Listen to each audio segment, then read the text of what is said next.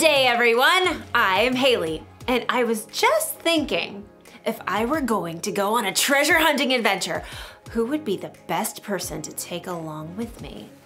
This is gonna take some wisdom. Wisdom is finding out what you should do and doing it. You know who knows a thing or two about hunting for treasure? Pirates! Arr!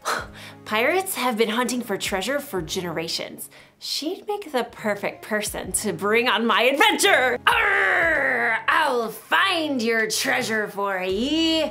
X marks the spot. Then again, the only reason pirates bury treasure in the first place is because they stole it from someone else. I'm not sure they can be trusted.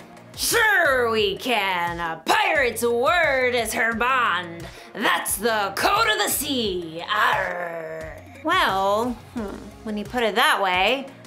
Hey, wasn't your eye patch on your right eye? Oh, sorry about that.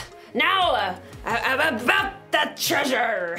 I wonder if I should take my Aunt Jeannie on my adventure. Oh, how nice of you to think of me for your little trip. Bless your heart. Oh, I don't know. She may be a little old for treasure hunting, but Then again, she was an investigative journalist for Archaeological Digest magazine for 40 years. 42 years, dear? Ooh. You know a thing or two about hunting for treasure, don't you, Aunt Jeannie? I've been around, that's for sure. Well, it seems like a no-brainer. It's obvious who I should take on the treasure hunt. It's, thank you.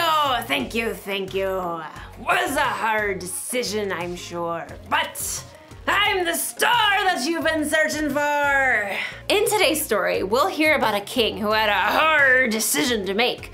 Follow the advice of his friends or people who are older and wiser. It's fun to talk that way. I imagine doing it for our whole adventure. Nope. I'll see you soon. The Bible.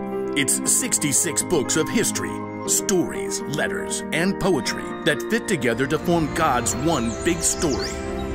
The epic adventure of how He created us and loves us so much that He made a way to rescue us. As we travel through the Bible, from Genesis to Revelation, we discover people who met God and found their lives changed forever. Now, for an amazing story, inspired by the book of 2 Chronicles, chapter 10. For over 40 years, King Solomon ruled over Israel. During that time, he did some pretty amazing things, like building a breathtaking temple for the Lord and a beautiful palace for himself. He received visitors from all over the world. He shared with others the wisdom God had given him. Much of this wisdom can be found in the book of Proverbs, including this advice on how to gain wisdom. Walk with wise people and become wise. A companion of foolish people suffers harm. Unfortunately, Solomon's son Rehoboam did not pay attention to his father's words. He believed his way was best. And when Solomon died, Rehoboam became king of Israel.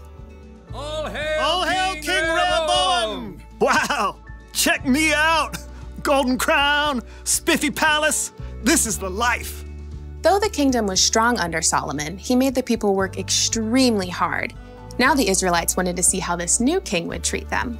Led by a man named Jeroboam, they came to see the king. Hey, you stole my name. It's Jeroboam, not Rehoboam. Whatevs, Jer. Now what do you want? Your father made us work very hard. Let us take more breaks and we'll serve you well. Sounds like you want to slack off. We just need a little more vacay time. Then we'll be ready to give it all we got. Well, come back in 3 days, Jer. Jeroboam and the Israelites left. Rehoboam paced the floor, trying to come up with a good answer. Yeah? No. Maybe? Many times when Solomon needed wisdom, he asked God for it. Rehoboam didn't bother to talk to God, but he did at least talk to his father's wise advisors. The people want me to give them a break so they don't have to work so hard. What do you say? Be kind to them. Absolutely. Give them what they're asking for. You'll win their loyalty that way. Then they will serve you well. Huh. Instead of taking the advice of these wise men, Rehoboam decided to ask his buddies, the guys he had grown up with. He found them eating honey cakes and debating racing chariots. Gotta go with gold rims is what I say. Nah, gold is all show. You have to add some diamonds for traction. Hey, guys. Yo. What is up, my man? People want me to give them a break so they don't have to work so hard. What do you say? Oh, this is good. You get to do the real king stuff now. You gotta show them who's boss. They think your dad was tough? Tell them my pinky finger's stronger than my daddy's legs. Yeah, and my dad gave you a heavy load, but you haven't seen nothing yet. I am gonna lay it on you. Rehoboam frowned. He thought hard, for 2 whole seconds. Whoa! You guys are good. I'm totally doing that. After 3 days, Jeroboam and the Israelites with him returned. Hey, Jer. Your Majesty, will you lighten the heavy workload your father gave us?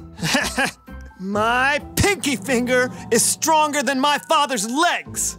My father put a heavy load on your shoulders, but I'll make it even heavier. My father punished stragglers.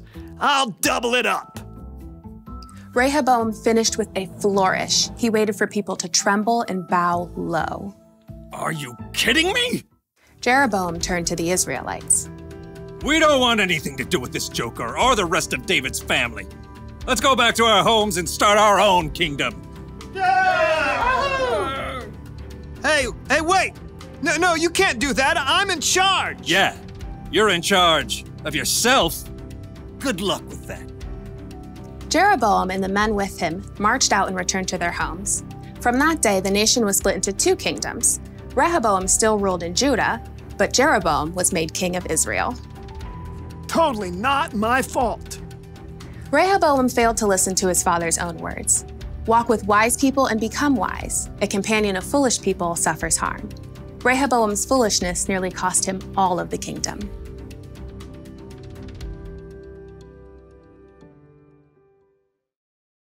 King Rehoboam made the wrong choice. He should have remembered what his father, King Solomon, wrote. Walk with wise people and become wise. A companion of foolish people suffers harm. That means if you want to become wise, you should find someone who's wiser than you to spend time with. Jesus' disciples spent 3 years hanging out with him, listening to him teach, watching the wise way he lived. We should find someone to learn from too.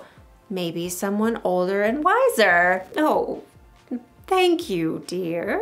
Because when you surround yourself with foolish people, you'll end up doing something foolish.